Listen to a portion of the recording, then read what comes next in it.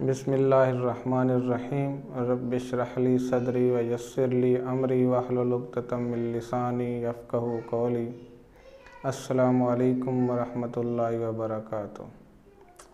आज के हमारे लेक्चर में साल अव्वल के तलबा के लिए जो उसके मारूज़ी हिस्सा में 5 नंबर के कसीरुल इंतखाबी सवालात आते हैं, यानी मतला, मक्ता, काफ़िया, रदीफ़ में से इनको शेरी इस्तिलाहात कहा जाता है। तो जो कसीरुल इंतखाबी सवालात आते हैं, आज का हमारा जो टॉपिक है वो हमने ये समझना है कि इनमें से कौन कौन सी ऑब्जेक्टिव आ सकती है। तो सबसे पहले हम शुरू करेंगे मतला से। ये ख्याल कीजिएगा कि अक्सर बोर्ड में ये सवाल भी किया गया है कि मतला का, मक्ता का, काफ़िया का, रदीफ़ का बुनियादी तौर पर ताल्लुक़ किस ज़ुबान से है, इस लफ्ज़ का ताल्लुक़ किस ज़ुबान से है। चूँकि हमारी उर्दू ज़ुबान मुख्तलिफ़ ज़ुबानों का मजमूआ है, तो वो अक्सर पूछ लेते हैं कि बुनियादी तौर पर ये लफ्ज़ किस ज़ुबान से उर्दू में शामिल हुआ है।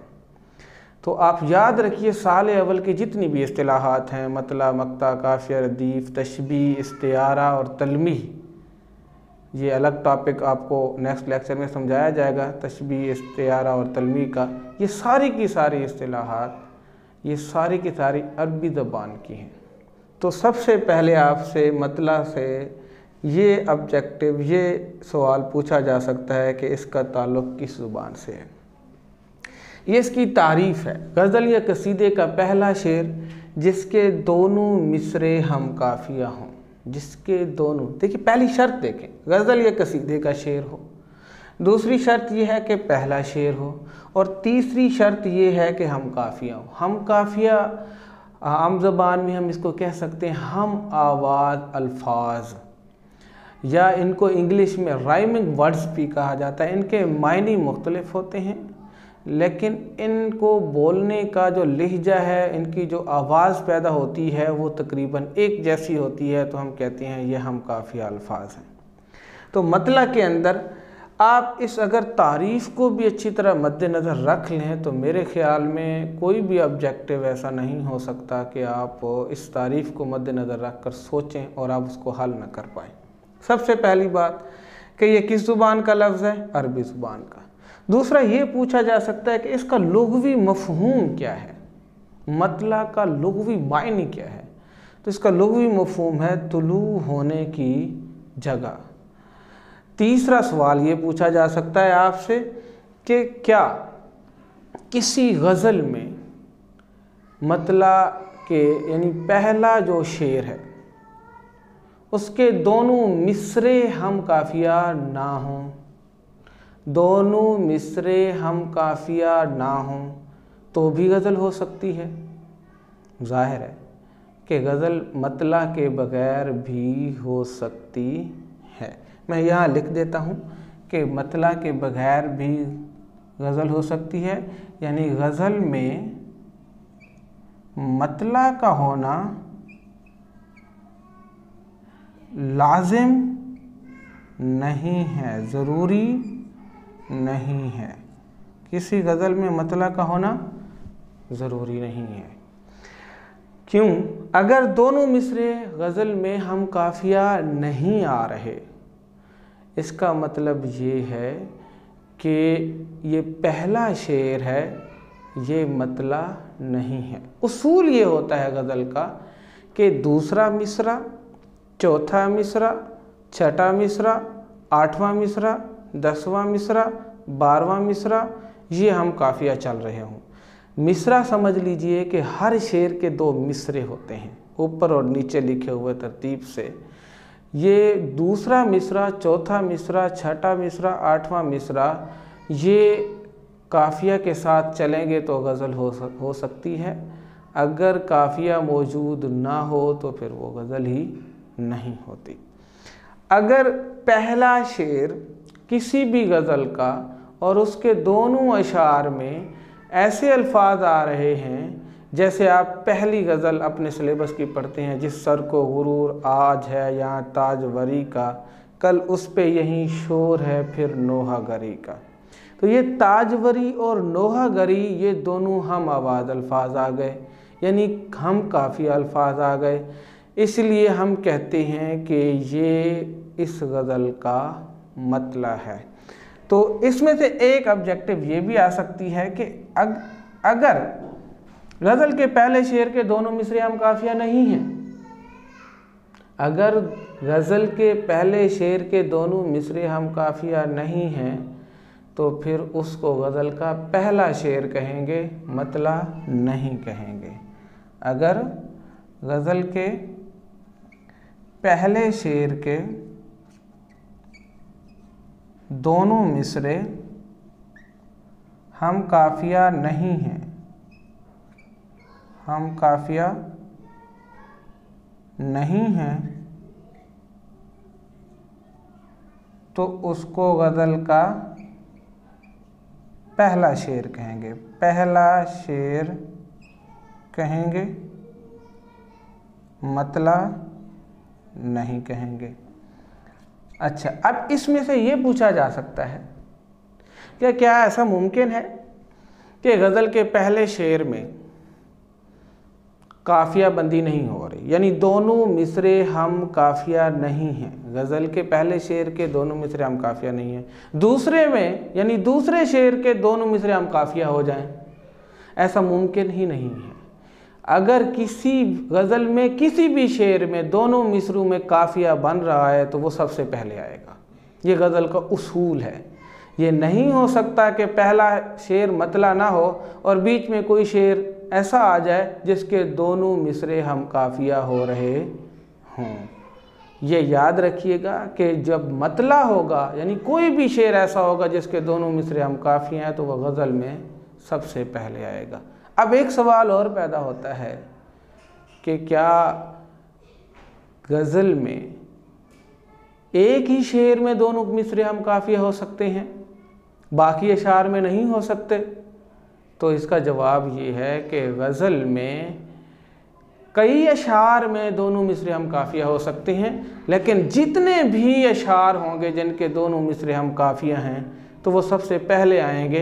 इसलिए सबसे पहले मैं आपको समझा दूं कि मतला की जमा है मताले, मतला की जमा है मताले, और मताले जितने भी होंगे वो सबसे पहले आएंगे। मताले जितने, मतले जितने भी होंगे, एक है, दो हों, तीन हों, चार हों, पाँच हों, छः हों, वो गज़ल में सबसे पहले आएंगे। हाँ, हम उनको नाम उनका चेंज करते जाएंगे। अगर तीन मताले हैं तो मतलाए अव्वल, दूसरे मतले को कहेंगे मतलाए सानी, तीसरे मतले को कहेंगे मतलाए सालिस। ये इस तरह तब्दील होते जाएंगे, मगर जितने भी मताले होंगे वो गज़ल में सबसे पहले आएंगे। अब एक सवाल और पैदा होता है, गज़ल में कितने मताले हो सकते हैं? सबसे पहले जितने मताले हैं, मताले सबसे पहले आएंगे, गज़ल में सबसे पहले आएंगे।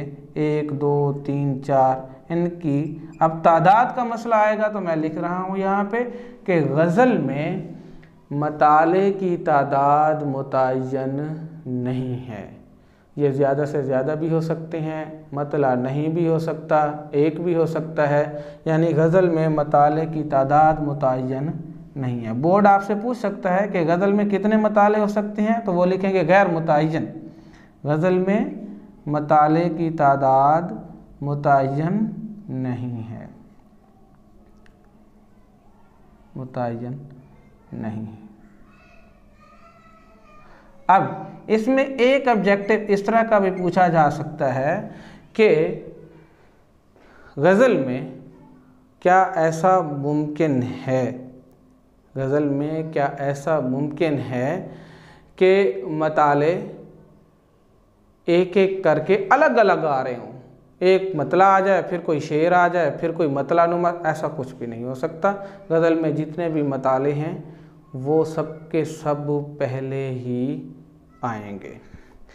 एक क्वेश्चन बोर्ड में ये भी पूछा जाता है कि मतला गज़ल का नकीब होता है, वो आपको ऑब्जेक्टिव में खाली जगह छोड़ देंगे भी क्या होता है। तो नकीब का लफ्ज़ क्या है ये भी मैं समझा दूँ।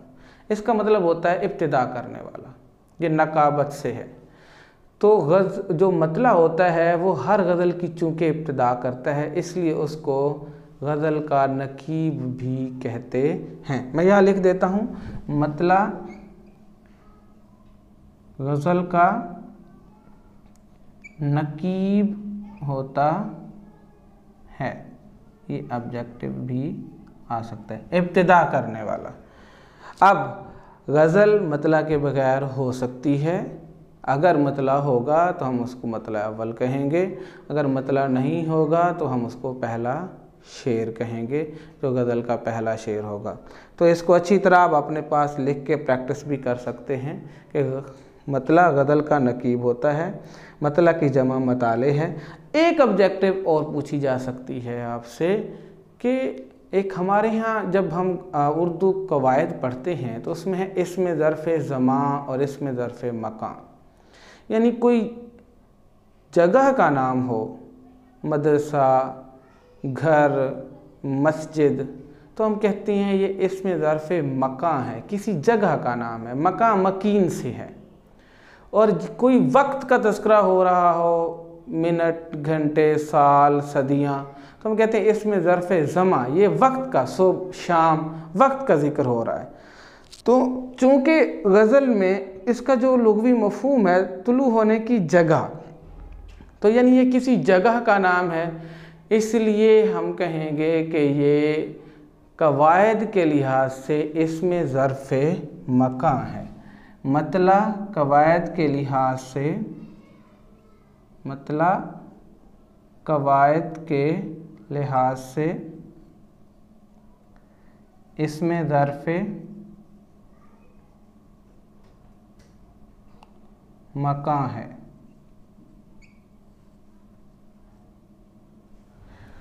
तो देख लें इसको अच्छी तरह, आपका मतले का कंसेप्ट क्लियर हो गया। ये ख्याल रखना है गज़ल या कसीदे का पहला शेर जिसके दोनों मिसरे हम काफ़िया हों उसको मतला कहा जाता है।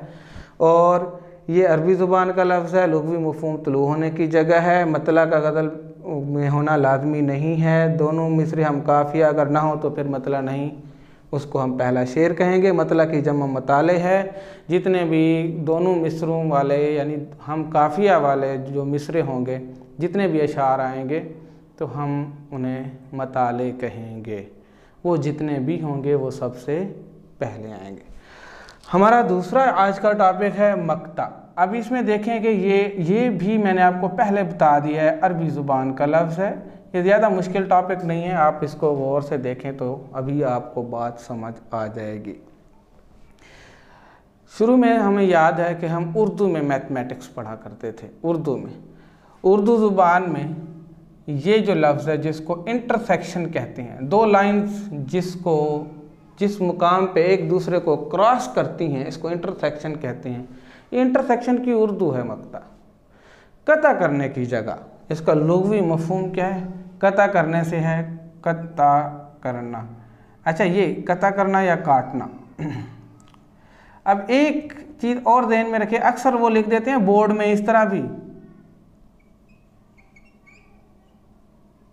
किता या कता करना, ये गलत होगा, इसको ठीक ना करना। इसका मतलब ही और है, ज़मीन के हिस्से को, टुकड़े को कहा जाता है। ये है कता करने की जगह। वो यहाँ लिख दें ये वाला एन के बाद हे बनाएं तो ये गलत होगा। ये पूरी जहाँ एन बनेगी तो इसका मतलब है कि ये वाला ऑप्शन ठीक है। वो आपको डॉज देने की कोशिश कर सकता है एग्जामिनर, कि आपको पता भी है कि कता लफ्ज़ यहाँ पे कौन सा मुराद है, कता करने की जगह या काटने की जगह, कता करना या काटना, ये मक्ता। अब इसमें इसकी तारीफ देखें, गज़ल का आखिरी शेर। अब खुद बता रहा है, देखिए ना, शरायत यहाँ डेफिनेशन यानी तारीफ में ही पूरी हो रही होती हैं। आखिरी शेर, पहली शर्त हो गई गज़ल का या कसीदे का शेर हो, दूसरी शर्त हो गई आखिरी शेर हो, तीसरी शर्त हो गई कि उसने अपना तखल्लुस भी इस्तेमाल किया हो। अब फ़र्ज़ करें एक मीर तकी मीर का एक शेर है, मीर दरिया है सुने शेर ज़ुबानी उसकी, अल्लाह अल्लाह रे तबीयत की रवानी उसकी। अगर देखा जाए ये गज़ल में सबसे पहले आया हुआ है, गज़ल में इस शेर को लिख के मैं इन दोनों टॉपिक को क्लियर कर दूंगा, एग्जाम्पल भी सामने आ जाएगी और आपको समझ आ जाएगी कि मतला और मक्ता में फ़र्क क्या होता है। मैं लिख रहा हूँ कि मीर दरिया है, सुने शेर ज़ुबानी उसकी, अल्लाह अल्लाह रे तबीयत की रवानी उसकी, तबीयत की रवानी उसकी।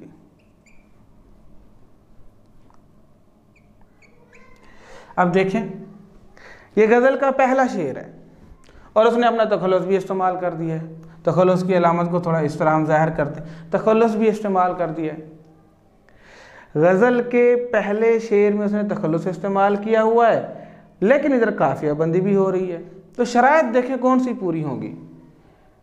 गज़ल या कसीदे का पहला शेर, पहली शर्त पूरी हो गई। पहला शेर है, दूसरी शर्त पूरी हो गई। हम काफिया, ज़बानी और रवानी के अल्फाज हम काफिया आ रहे हैं, ये तीसरी शर्त भी पूरी हो गई।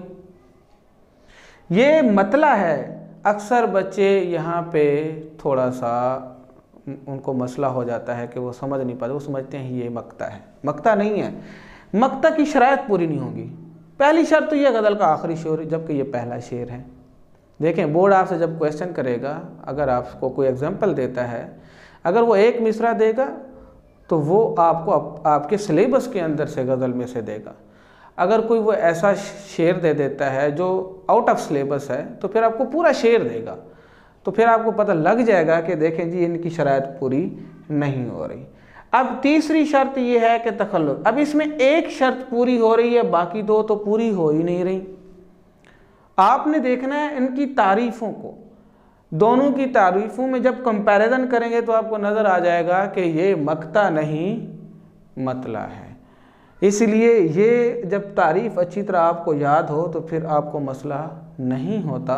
क्या अच्छा, एक और बात भी हो सकती है कि हाँ जी, एक सवाल पैदा हो गया कि क्या ऐसा मुमकिन है, क्या ऐसा मुमकिन है कि शायर गज़ल में आखिरी शेर के अलावा किसी और शेर में अपना तखल्लुस इस्तेमाल करे? हाँ, मुमकिन है। वो पहले शेर में भी कर सकता है, वो दूसरे में भी कर सकता है, वो चौथे में भी कर सकता है, वो कहीं भी कर सकता है, लेकिन वो मक्ता नहीं कहलाएगा, क्योंकि मक्ता की शर्त ही यही है कि आखिरी शेर हो। अब एक और मसला पैदा होता है कि क्या ऐसा मुमकिन है कि शायर अपना तखल्लुस किसी भी शेर में इस्तेमाल ना करे, आखिरी शेर में भी ना करे? और आखिरी शेर में अगर तखल्लुस इस्तेमाल नहीं है तो फिर भी बात ख़त्म हो गई, क्योंकि एक शर्त उसकी पूरी नहीं हो रही, तखल्लुस उसने लिखा ही नहीं है। जब तखल्लुस लिखा नहीं, दो शर्तें पूरी, गज़ल का शेर है, पहली शर्त पूरी होगी, आखिरी शेर है, दूसरी शर्त पूरी हो गई, तीसरी शर्त थी तखल्लुस, तखल्लुस उसने इस्तेमाल ही नहीं किया। तो अगर गज़ल के आखिरी शेर में उसने अपना तखल्लुस इस्तेमाल नहीं किया तो हम उसको गज़ल का आखिरी शेर कहेंगे, मक्ता नहीं कहेंगे। में अगर शायर ने अपना तखल्लुस इस्तेमाल नहीं किया तो हम उसको गज़ल का आखिरी शेर कहेंगे।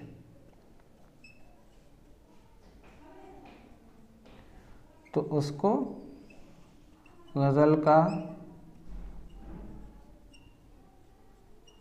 आखिरी शेर कहेंगे। इसके अलावा अगर इन टॉपिक्स के अंदर से किसी को भी अगर कोई मसला हो, कुछ पूछना हो, तो आप मुझसे मैसेज पे, राब्ता, कॉल पे कर सकते हैं, जिनके पास मेरा कॉन्टैक्ट नंबर है। अच्छा, उसके शेरी इस्तिलाहात में अब तीसरा हमारा मौजू है, जो तीसरी इस्तिलाह है वो है काफ़िया। काफ़िया हम आवाज़ अल्फाज को कहा जाता है। मैंने एक शेर की मिसाल लिखी है, ये मतलब भी इससे क्लियर हो गया, मक्तब भी हो गया, काफ़िया भी हो जाएगा, रदीफ़ भी हो जाएगा। यहाँ देखें, इस पूरे शेर में दोनों मिसरों में, ये पहला मिसरा हो गया, ये दूसरा मिसरा हो गया। ज़ुबानी और रवानी ये क्या हैं? हम आवाज़ अल्फाज हैं। तो ज़ुबानी और रवानी जो है ना, यहाँ पे हम काफिया हो रहे हैं, इसको हम कहते हैं हम काफिया अल्फाज। तो गज़ल में उसूल ये है कि हर दूसरे मिसरे में, हर शेर के हर दूसरे मिसरे में काफिया बंदी होगी। ये हो सकता है कि पहले शेर के दोनों मिसरे भी हम काफिया, वो मतलब बन जाता है, लेकिन दूसरे शेर का यानी पहला मिसरा तो काफिया बंदी में नहीं होगा, दूसरा मिसरा होगा। तीसरे शेर का भी पहला मिसरा काफिया में होना ज़रूरी नहीं है, दूसरा होगा। इसी तरह चौथे शेर का भी ऐसा ही है। तो ये भी अरबी ज़ुबान की इस्तिलाह है, अरबी ज़ुबान का लफ्ज़ है, अरबी से उर्दू में आया है। इसका लुग़वी मफ़हूम है पीछे पीछे आने वाला या पे दर पे आने वाला। काफिया के लिए गज़ल, काफिया गज़ल के लिए नागुज़ीर है। ये नागुज़ीर का मतलब होता है लाजमी, यानी गज़ल मतला के बगैर भी हो सकती है, मक्ता के बगैर भी हो सकती है, रदीफ़ के बगैर भी हो सकती है, लेकिन काफिया के बगैर नहीं हो सकती। एक मैं आपको और बात अहम जो समझाता चलूँ, अक्सर तारीफ़ में यूँ लिखा जाता है गज़ल या कसीदे का पहला शेर जिसके दोनों मिसरे हम काफिया और हम रदीफ़ हों, मतलब की जो तारीफ़ लिखी जाती है वो हम रदीफ़। गज़ल में तो रदीफ़ का होना ज़रूरी ही नहीं है। जब गज़ल में रदीफ़ होगा ही नहीं तो फिर ये हम यहाँ पे हम रदीफ़ क्यों लिख रहे हैं? इसलिए मैंने सिर्फ हम काफिया ही लिखा है, क्योंकि गज़ल में रदीफ़ का होना ज़रूरी नहीं है। वो आगे आप रदीफ़ का टॉपिक आएगा, मैं आपको समझा दूंगा। काफिया का होना ज़रूरी है। तो पूछा जा सकता है बोर्ड में कि गज़ल में किस इस्तिलाह का होना ज़रूरी है। वो रदीफ़ लिखेंगे, मक्ता लिखेंगे, मतला लिखेंगे और काफिया भी लिखेंगे, तो आपके काफिया का होना ज़रूरी है। काफिया के बगैर गज़ल नहीं हो सकती। चौथा हमारा जो मौजू है वह है रदीफ़, बार बार दोहराए जाने वाले अल्फाज। ये वो अल्फाज हैं जो एज इट इज़ दोहराए जा रहे होते हैं, जिस तरह हैं ये हर दूसरे मिसरे में काफिया के साथ। ये ख्याल रखना है कि ये रदीफ़ काफिया के साथ होगा और अमूमन बाद में होता है। रदीफ़ काफिया के साथ होगा, यानी जिस मिसरे में काफिया होगा उस मिसरे में ही रदीफ़ होगा और अमूमन बाद में होगा। ये भी अरबी ज़ुबान की इस्तिलाह है। इसका लुग़वी मफ़हूम है घुड़सवार के पीछे सवार, यानी जो घुड़सवार जो घोड़ा दौड़ा रहा होता है उसके पीछे अगर कोई बैठा हो तो हम उसको लुग़वी तौर पे रदीफ़ कहते हैं।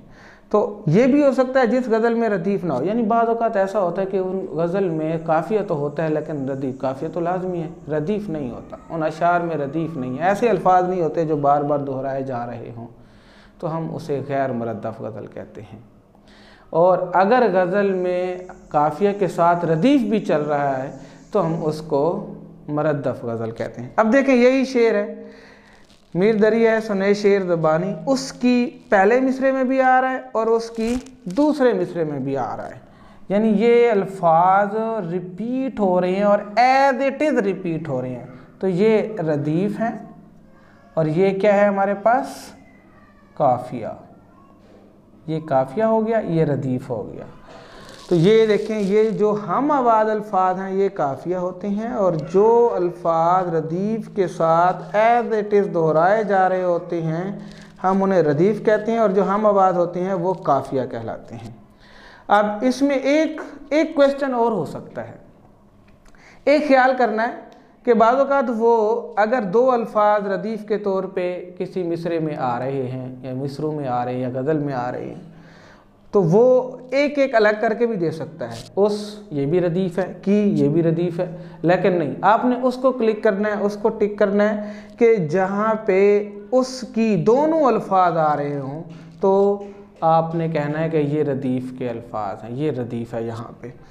हाँ, एक सवाल आखिरी वो ये पैदा हो सकता है कि क्या रदीफ़ के अल्फाज की तादाद कितनी हो सकती है, तो वो आपको मैं बता देता हूँ कि रदीफ़ के अल्फाज की तादाद मुतय्यन नहीं है। वो एक भी है हो सकता है लफ्ज़, वो दो भी हो सकते हैं, वो तीन भी हो सकते हैं, वो चार भी हो सकते हैं, वो पाँच भी हो सकते हैं।